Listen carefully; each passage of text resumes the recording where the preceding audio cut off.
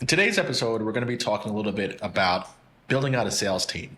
And I have my buddy here from college, Marco, and he has led sales teams in the United States and in the UK, and particularly in the space of cybersecurity. Correct. So he has extensive experience with that. I personally don't. So I'm looking to work with someone who is a professional and master in that space so that he could potentially build out my sales team here in Medellin, Colombia. The reason why I'm deciding to build out a sales team in Colombia is because I'm guessing that the cost to build out that team will be a lot cheaper and I might be able to get more resources to hit a large audience. Now, for those of you who are building your businesses, whether it's healthcare staffing, home healthcare, or you just have another business and you're thinking about building out a sales team, this conversation might be good for you to at least start strategizing and thinking about how you should approach it. My name is Carl Pierre, and this is Passive Workforce. So let me just kind of break down to you what exactly is going on and what I'm looking for. Earlier last year, I had tested out this idea to hire an American who's a native English speaker here in Colombia to try to sell my software OnTime ITS. We currently license that software out to home healthcare agencies, social adult daycare agencies, and healthcare staffing companies. Now, I had him focusing primarily on outreach to social adult daycare facilities in New York, and then I had him start in Florida, the two markets that I know the best. Since I'm not a social adult daycare operator, I built the software from more or less my perspective and talking to other daycare owners to understand what they really needed. So I felt comfortable that the solution would work for New York because that's what it was built for, and we support clients in New York. And we're looking for clients in Florida, similar systems, and figured that we could at least start to tweak the system out based upon their needs if they're much different than New York. That didn't really work out so well. Call volume I felt was too low. I didn't have any system for capturing data and counted on him to do so.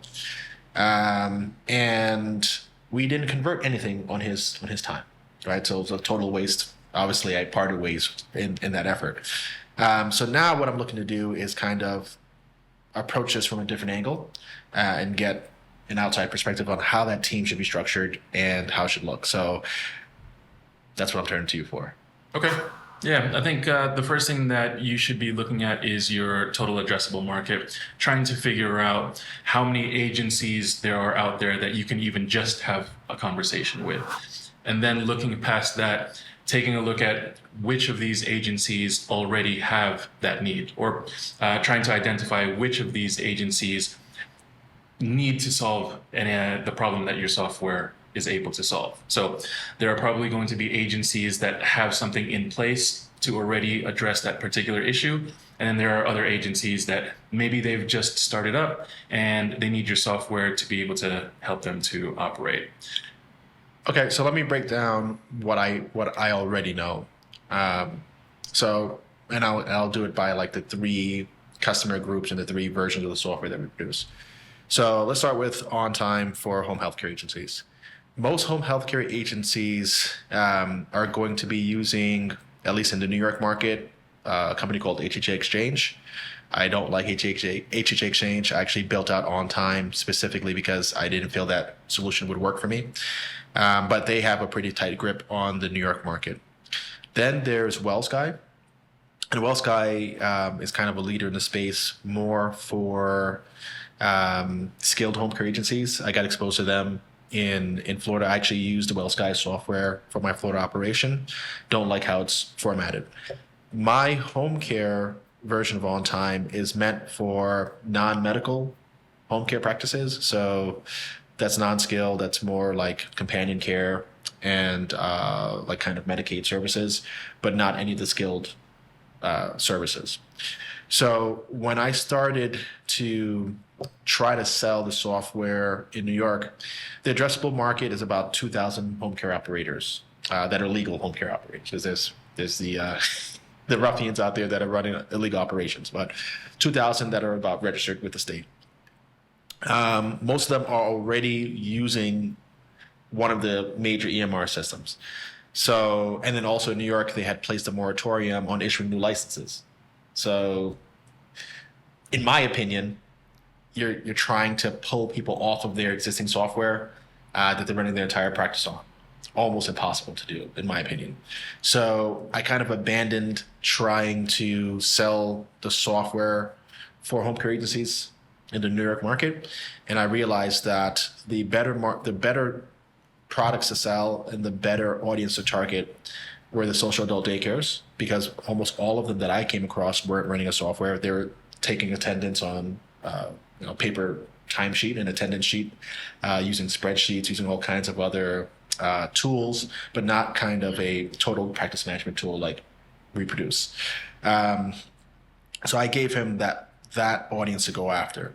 Now, the social adult daycare market is not technically licensed by Department of Health. So to get a clear number on how many of them exist, I'm not that sure. I would say it's only into the hundreds of providers. So it's not that big of an addressable market for New York social adult daycare. In Florida, the social adult daycare market is similar. Most people are using paper timesheets, doing everything manually. They usually have like operations of 5 to 6 administrative employees. So it's not like a big, like a lot of them are small mom and pop, independently owned. So they don't really think about software in the same sort of way, but they're wasting a bunch of time and making a bunch of mistakes. I think nationwide, the addressable market, the last time I checked, was 4,000 providers nationwide. It's either 4,000 or 1,000. Those two numbers kind of come to mind now. So that's what I know to date. And they're not a lot of them, but they're all in similar situations. And there's not like a clear social adult daycare software leader in the marketplace. So I feel like that's why I focused him on that audience first, because it seemed like the more realistic market to tackle. And with the healthcare staffing firms or the nursing agencies, they're using a mix of softwares. So I haven't come across any in our consulting, anyone that said that their software addressed all of their needs. So there's a lot of gaps there. And again, I don't see that there's a clear leader in that space. The good thing about that is, since we consult startups in that space, they are usually starting with our software. And that's probably the best sort of relationship to have, to either work with startup consultants and focusing on those startups because they don't have an existing software, and they're, it's a lot harder to get someone to convert software than to adopt it from the beginning. So now that addressable market, since the majority of states are not licensed, again, I don't know how many of these particular agencies exist. The cool thing about the staffing software, though, is that we're starting to move towards making it industry agnostic, so that we don't just have to service the healthcare staffing pool. We're just going to start looking at any sort of job that's done kind of at a distance, right? So talking about housekeepers and cleaners, security guards, anybody who reports from one master company to different locations would be perfect. Contractors, plumbers, internet installers, any time that a worker is being dispatched from a primary company to a location to provide a service, whether it's, they're getting paid hourly or they're getting paid per visit or paid per install. We're now starting to change the language of the software so it's not healthcare focused. And I think that's going to certainly broaden out the market as to who we could sell to. Aside from addressable market size, what else would you be looking for as far as what are the characteristics of the sort of client? How would you start trying to frame that client? Frame the client as in the companies that you're trying to reach out to. When you're looking to speak with organizations that may already have something and you're trying to pull them away, there's a lot of value in doing customer interviews and just doing a lot of market research to understand what are the issues or what are the things that are missing from their current solution. If you have that information already, creating a content strategy around addressing or identifying what those issues are and getting the rest of the market to see that, hey, these are some issues that I should be thinking about. Who should be doing that? Should that be should there be somebody particularly on the sales team? Is that something that you kind of come in and do research on? Like, whose responsibility is it to do kind of the marketing work? Sure. I think when you're building a team out from scratch, having a separate marketing and an account executive to actually do the outbound sales is going to be very important. The marketing person focusing on putting out the content into, whether it's you're putting it on social media, or there's some sort of newsletters that you can get involved in, or trade shows, a dedicated marketing person to create very generic content to put out there. The account executive should be the one that's doing the outbound, direct individual conversations with the organizations. So in the marketer's role, you're saying produce content that is kind of broad and at least gets the attention of the addressable market or anybody that might be using the software. And then that same marketer should be also kind of qualifying their needs, right? Like, are you saying that this marketer should be, let's just say they put out some content, right? We put out a YouTube video about how to run your social adult daycare more efficiently, right? And we have some people who contact us and they're interested in what we do. You're saying that same marketing person should also be fact-finding, understanding the customer, understanding those needs, and then what?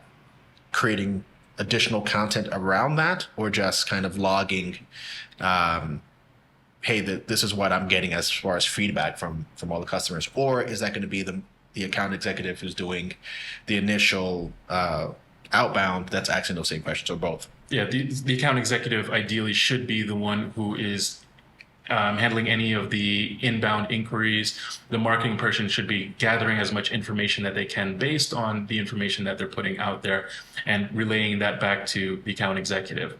And based on the conversations that the account executive is having with individual organizations, they can relay that back to marketing in order to tighten up their messaging. Okay. So what would you be looking for in each of these reps? So given my situation, right? I'm looking to just create a team from scratch. Let's first start talking about the people. What are we looking for out of the marketing person? Characteristics, qualities, experience. And what are we looking for out of the outbound sales or account exec?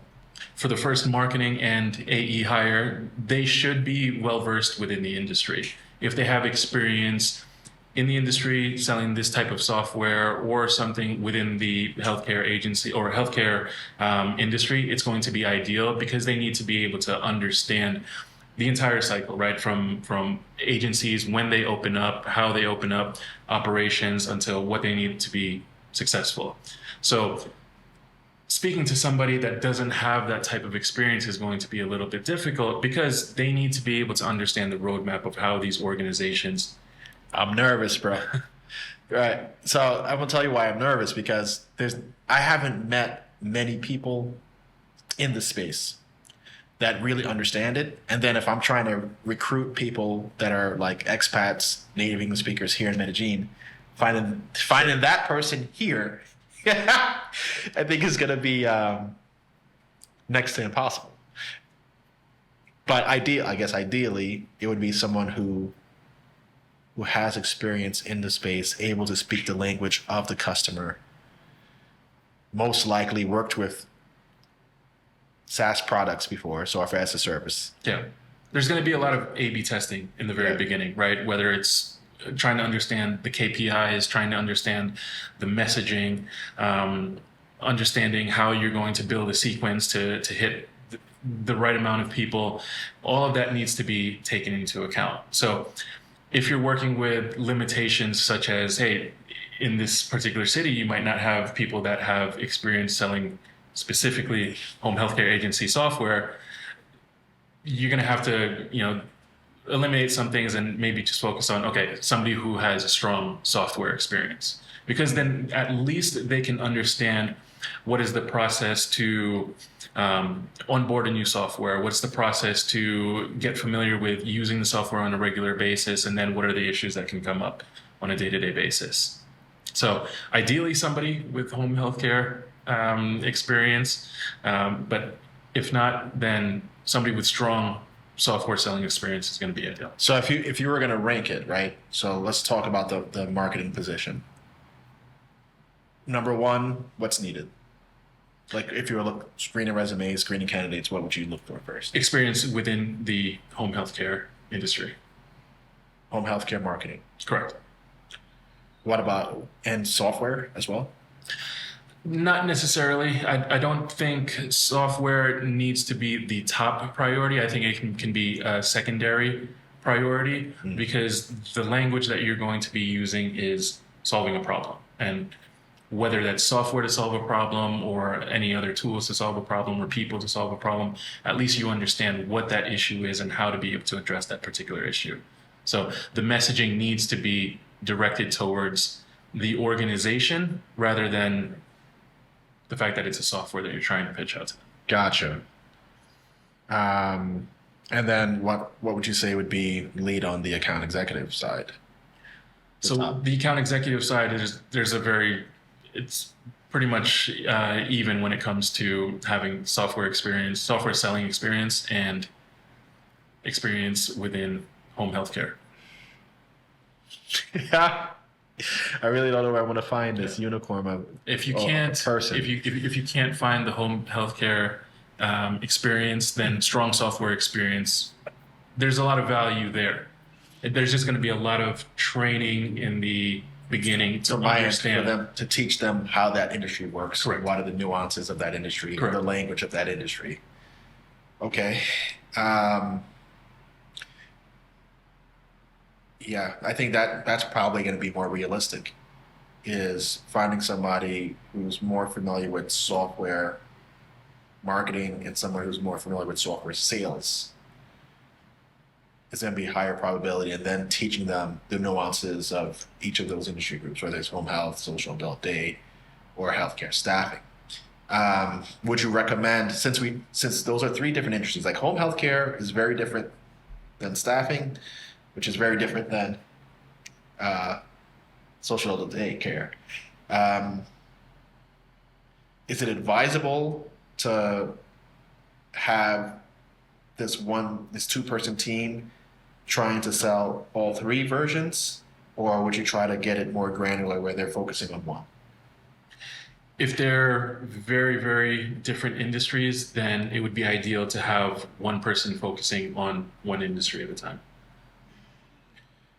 And the only reason I say that is because the messaging that you're going to be putting out there on a daily basis, it should be consistent, right? If you're solving a completely different problem, your brain needs to switch into having discussions around that particular problem. Yeah. And if they don't have that experience within that industry, they need to be able to need to be able to speak that language regularly on a daily basis. Yeah, for me it's easy because I know them, so Right. I can go between those industry groups fluently. So regardless of who the customer is, like yesterday I was talking to someone who was starting a staffing agency, and what she was looking for out of software versus the reality of how people work in this industry were not the same. Like, I'll give an example. She was like, I would really like for the facilities that I contract with to post their open shifts to the software so then I could go and fill those open shifts. And I was like, well, what happens if they're contracted with other facilities? Then each of the other companies or the other agencies that they're contracting with need to also be on that, or else now they're going to start duplicating work. They're not going to want to do that, right? So if someone who hasn't worked in the industry doesn't know, they won't know that. That will certainly be a pain point of the facility. They're not going to want to have 10 different schedules that they need to maintain with 10 different agencies. No way. They're going to want one master profile. But even if they had one master profile, now the agencies have to fall in line and be using the same software on the other end. Right. So it's kind of a difficult scenario. But someone who doesn't know that, they'll be like, yeah, we can do it. Yeah. Anything is possible. Yeah. And it's really not necessarily the best use case. Well, one of the easier strategies that you can take in the very beginning is to train the account executive on specific use cases, right? So if there's any 2 or 3 given use cases that tend to be The major pain point. the major pain points, training them on having that conversation one at a time, right? So, for example, you can set a target where in the first week, this is the only pain point that they're going to be discussing, and they need to be able to identify agencies that are experiencing this particular issue. That way, they're going to get a lot better, well versed in talking about just that issue before they start learning about anything else. Okay. So right now we get like 1 to 2 leads a day just through our website and whatever social media we have out there talking about the software. 1 to 2 leads. Typically they're requesting a demo or they have specific questions.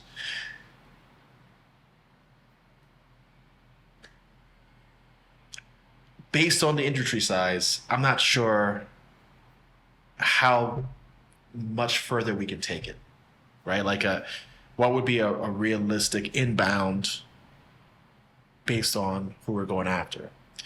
So I don't really know where to start investing money. Should I be investing more on trying to get more inbound? Or should I be investing more on, this team that's kind of going out and making contact? I would suggest spending the money to get more inbounds. And when the inbounds start coming in, then you see that there is an issue out there that really needs to be solved. And that's when the outbound team can go and find those opportunities that they might not be ready at this moment, or they might not be thinking about that particular issue at this current time. And then you can target those guys. How would you target the inbound then? Continued investment within social media. That would probably be the best way to do so. It really depends where your customers are. Where do they spend their time? Where are they having these types of conversations? They're not, man. Our customers spend their time in the office or in the facilities that they work in, trying to address the needs of the patient. And they may be dealing with things, they may be frustrated with all of the kind of siloed actions they have to take, but they're not necessarily having discussions about software. At times, they're not even thinking about it in that way, right? The adult daycare operators tend to be a little bit older.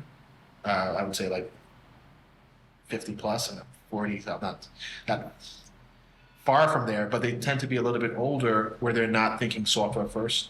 While someone who may be coming into staffing is like, I would say between 25 and 44, and they start thinking software very early in the formation of their companies. So they're not thinking about like what tools can we do to run more efficiently. They're usually just concerned with how do we stay open, how do we service our clients, how do we not get in trouble with the state. That's like their main concerns, and they're not spending time looking for tools. They're spending their time kind of on internal operations. So I'm not really sure how to best reach them, because like the people who are coming to me are getting started. Okay. And we have a lot of content around getting started, but we don't have content really around growth strategies or anything along those lines that may kind of target people who are already in business. But again, those people aren't really looking. It's usually the newbies, people who are early on in their process, who are like, how do I grow my patient base? How do I do certain tasks? They're early, and that's great to catch them at that point. But the incumbents, I don't really see how else to get in front of them other than physically showing up or getting on the phone. Right? So when you've acquired your clients from pulling them from whatever other software they were using. I've never pulled somebody from software. Okay.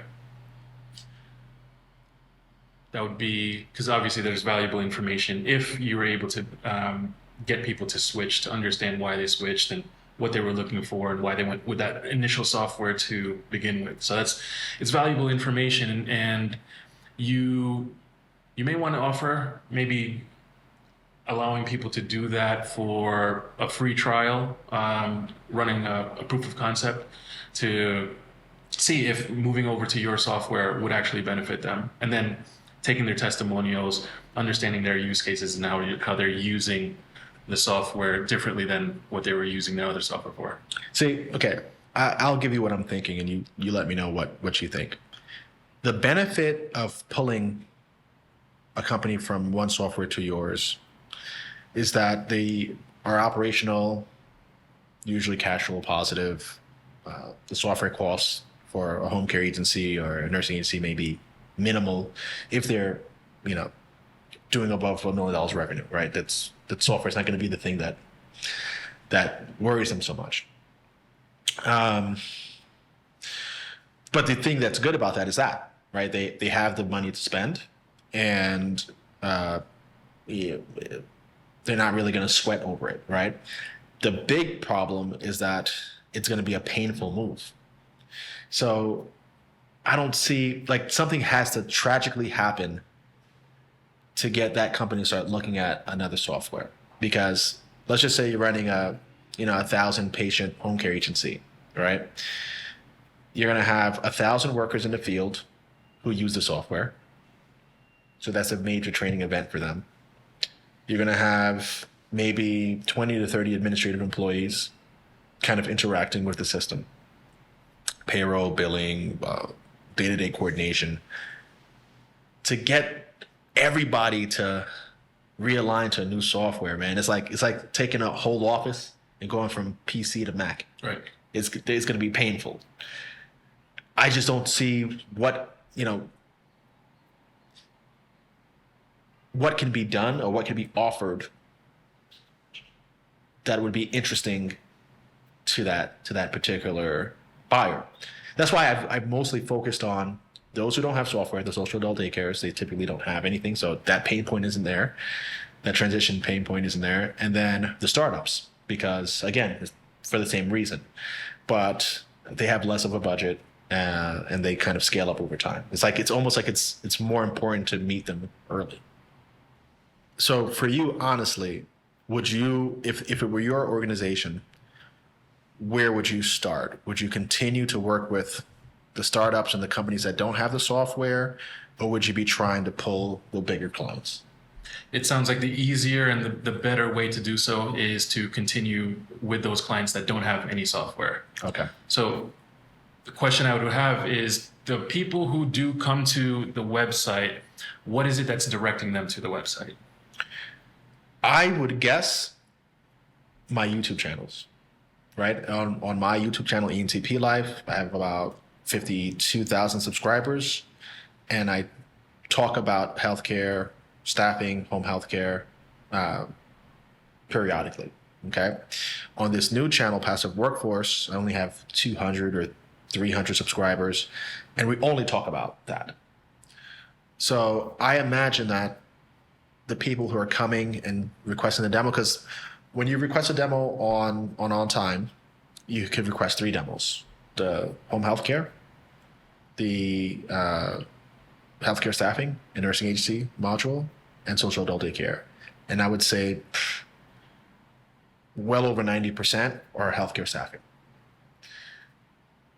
I got maybe one home healthcare the other day, and I haven't gotten a single social adult daycare request or adult daycare request. And I barely put out content on adult daycare. I mostly put out content on staffing and home care, right? And probably more staffing. So, and the content is about the industry, but not about the software. It's about how to start in the industry, how to grow in the industry, things that you should, pointers on how you should be approaching your startup. And then we sell an online course that teaches that as well. And in that online course, I recommend the software, because that's what we use to run our business. So I feel like the reason why we're getting 90% or more is because there's more information around that. Right. How many people are purchasing the software as a result of seeing it as part of the course? I haven't done that study to see like people who've bought into the course and who bought the software. And then we have different levels. So like our turnkey clients, we set them up with our software. So that's a 100% correlation, right? Those who are doing like our self-directed startups, it's kind of sporadic. Like maybe half of them choose to go forward in that way, and others kind of say, I don't want to spend the money, or I'm just trying to figure it out, and maybe the need comes later on. We've had a few clients that weren't members of our course or our turnkey program, but were followers of the channel and signed up for the software when they got to their first contract or something along those lines. So we have that as well. So yeah, it's mixed. I don't have that data. Okay. Yeah. So it seems like you are able to create the exposure for the software with the content of the different industries, the home healthcare agency, the staffing agency, and the other one. But I think as you continue to create the content for those industries, also creating maybe separate content on the software and how using the software can help accelerate their initial startup period or whatever it is. I think maybe short form content in that area could also drive some more inbound activity. Like actually showing the software what it does and how, like, here's a problem that a lot of social adult daycare operators face, right? And then creating short form content about how to fix that using our software. Right. Okay. Because you don't want to put a whole demo out as a video in terms of, well, I mean, you can, but that doesn't speak directly to the pain point. Correct. It doesn't speak to what people are searching and trying to understand. Correct. Because if people are already taking a look at the software just as a result of hearing the content about starting the agency, then speaking to them about this as a specific step within that process, it might be beneficial for them to see. Would you suggest, like going back to looking at the right type of person, the right fit, would you suggest, since this is, in my opinion, still an early stage startup software, would you suggest trying to kind of pull talent in by offering them equity, by kind of building strategic partnerships with those sort of competent people, rather than just trying to employ them? Like where would you lean? Because if I had to find the type of person who understands this business well enough, I'd have to either pull them with salary, right, without really having proof that they're going to convert, or I'm going to have to pull them with kind of the long goal of, hey, look, we grow this out to a $20 million net company. We could sell that for $200 million. What does that mean to you? Like, Right. Which would you choose? I think at this point in the game, a salaried employee would probably be advisable. I think that would be the best way to go. That way you're giving them specific KPIs, you're giving them specific goals and targets, however, giving them the freedom to operate the way that they need to in order to hit those targets. Okay. You are running a risk of, you're paying them and you might not get the results that you need, but I think you're going to get a lot of valuable feedback from the process and what you want them to be able to achieve. Okay. So how would we move forward if I were to say, hey, look, I want to start building out this team so that they're operational in the second quarter of 2023. What would be our next steps? I would focus on somebody in the marketing area. Okay. I think somebody who maybe has some good experience with copywriting, maybe an understanding of the industry, but if not, then obviously, like we talked about, you're going to have to train them, and then creating a content strategy where they can be either picking up on the software side of things or helping you to write more content on the actual agency side of things. Okay. Start with a copywriter who understands home care and Crank out more content. Yeah, if you're getting your inbound leads now through the content creation, I think that's where you need to be doubling down. Yeah. When that becomes overwhelming, then you can start understanding a little bit more about why they're coming into you, and then looking at more of an outbound motion. Right now, like we we updated our site to be able to provide that inbound, right? That went live like October, November. And like I said, we get leads steadily, or daily. I don't even follow up on those leads. I've just been letting them kind of request a demo, ask questions, and just wait to see if that process is enough to prompt them to purchase and enroll online independently, right? So that because I don't want to honestly get on the phone and start kind of following up on those calls and selling, even though I'd probably be the best person in the organization at this point to do it. It's just that I don't have the time and the discipline for that. So I'm just thinking, it's like, all right, if we start hammering out more content around this idea, and now we go from, one lead a day to two, right? Should I already have somebody set in a seat that's going to be doing the follow up, Yes. right? The follow up sales calls. Should it be the same person or not, or no? I think in the very beginning, it can start with that marketing person. Okay. So we could just look at it as one person with a good understanding of healthcare staffing, home healthcare, which probably healthcare staffing would probably be the most sensible, and adult daycare. Someone who's competent in that area, who can write, who can communicate, who can talk about the pain points. And then whenever new leads come in, that person should also be the respondent. They can be the one following up. If they're not going to be dedicated with doing a cold outreach or cold outbound, then they can follow up on those leads. Okay, gotcha. So you would actually reserve cold outbound secondary later. For somebody completely separate later on down the road. Gotcha. Okay. So content, build some sort of warm lead, have the same person who's part of that content team engage those leads that come in, learn more about them, learn more about what they need.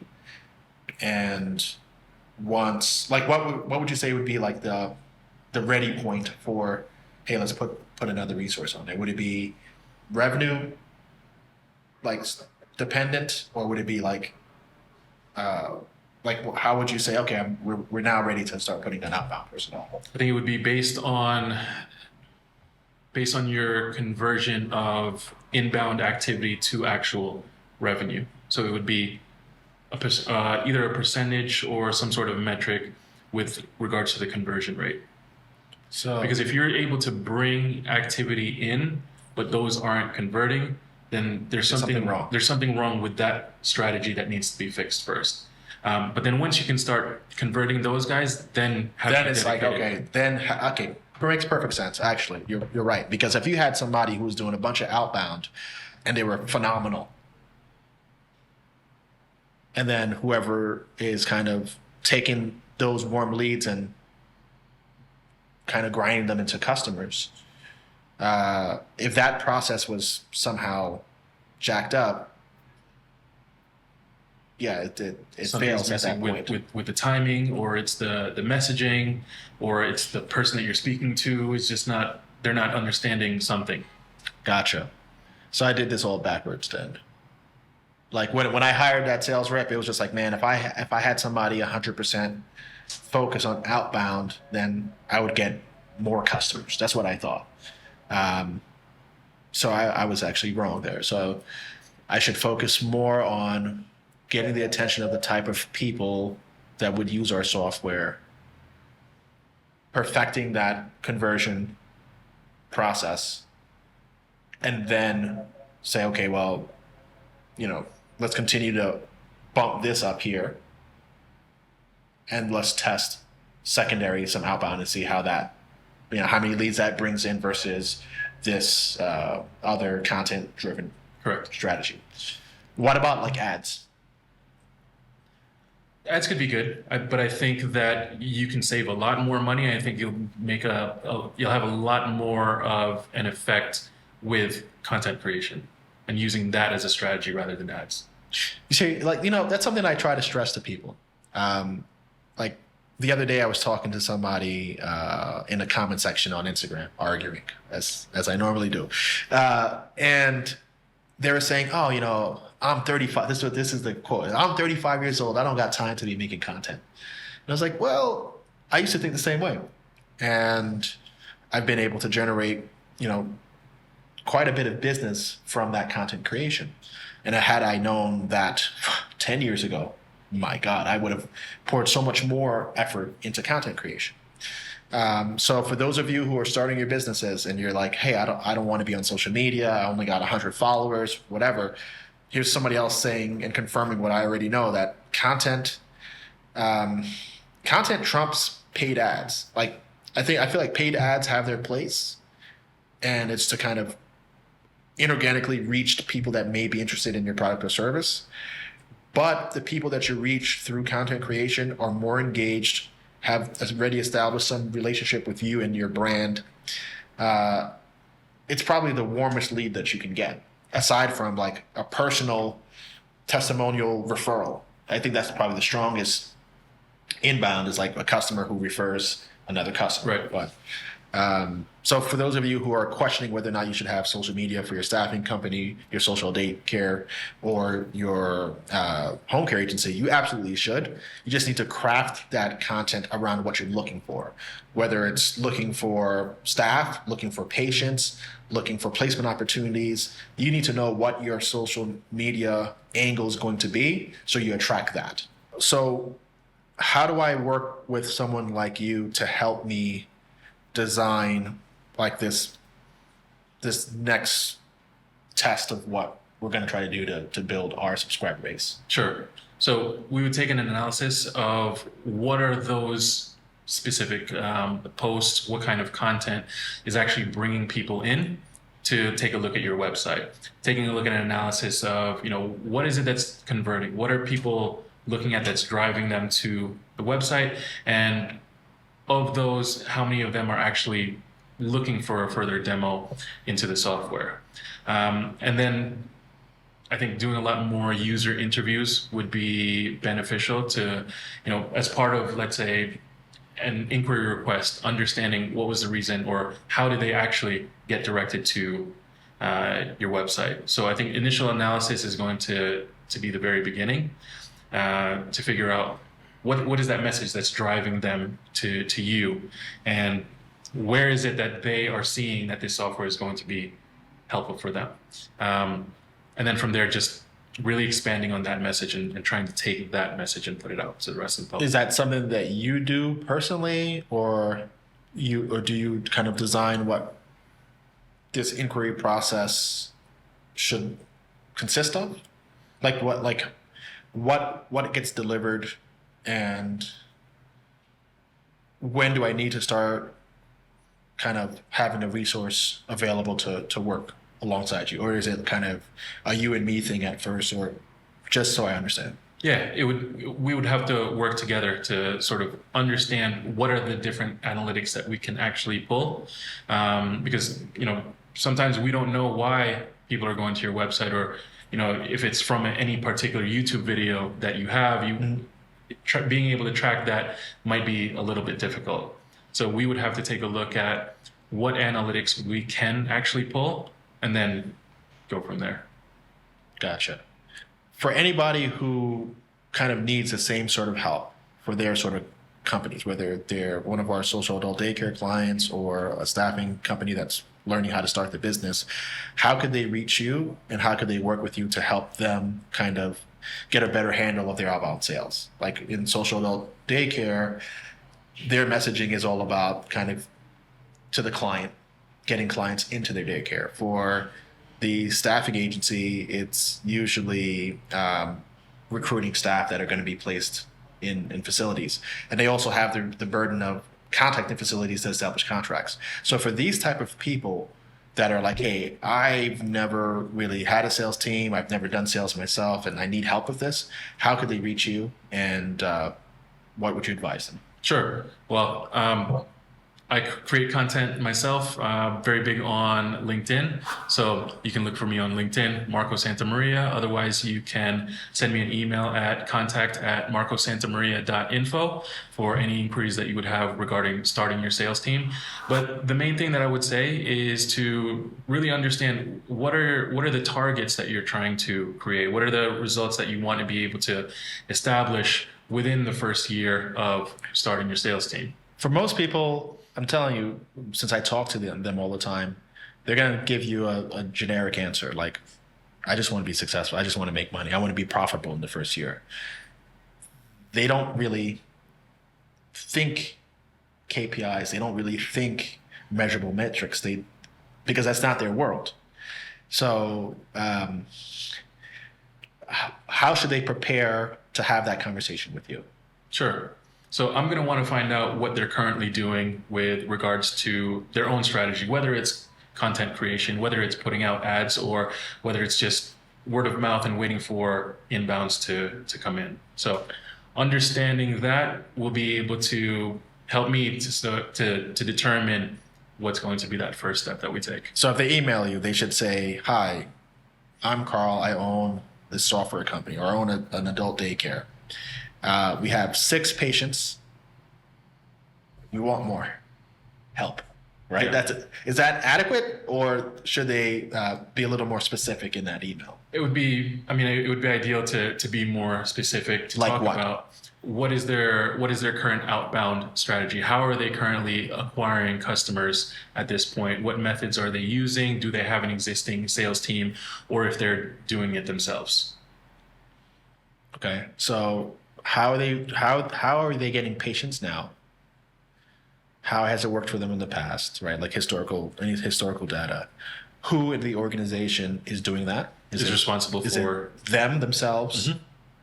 Do they have somebody who's responsible? This is something that happens. I've seen somebody will hire a rep to bring clients in, but the founder is the only one who's converting.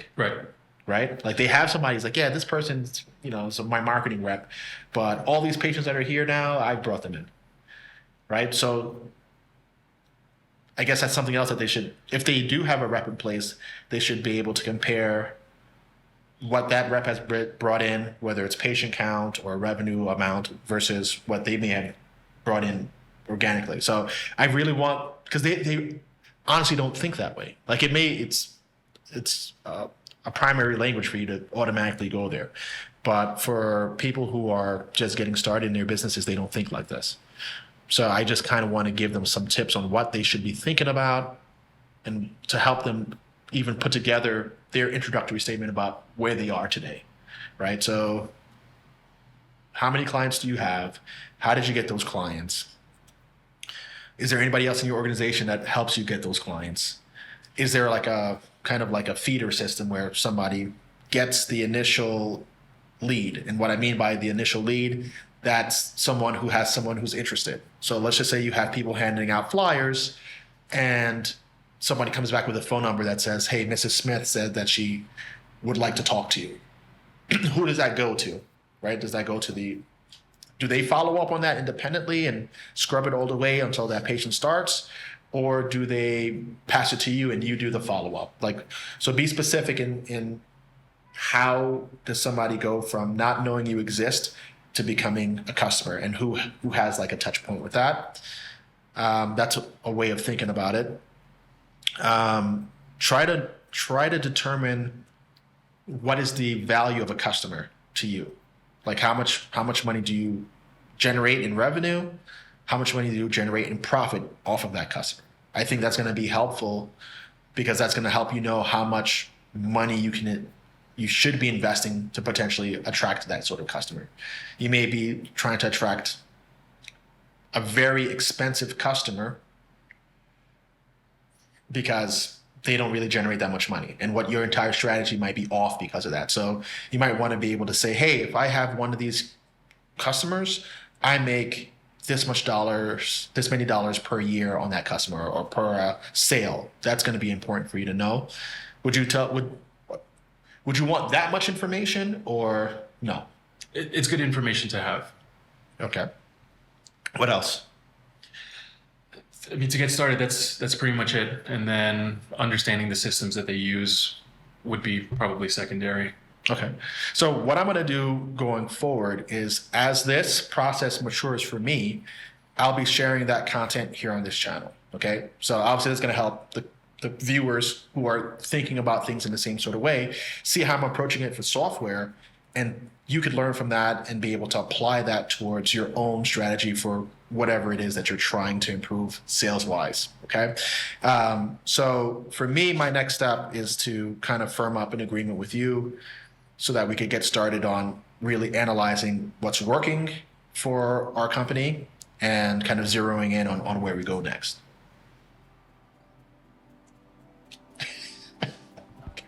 Go like, subscribe, and check us out on the very next one. Okay, that should be there at some point anyway. Take care.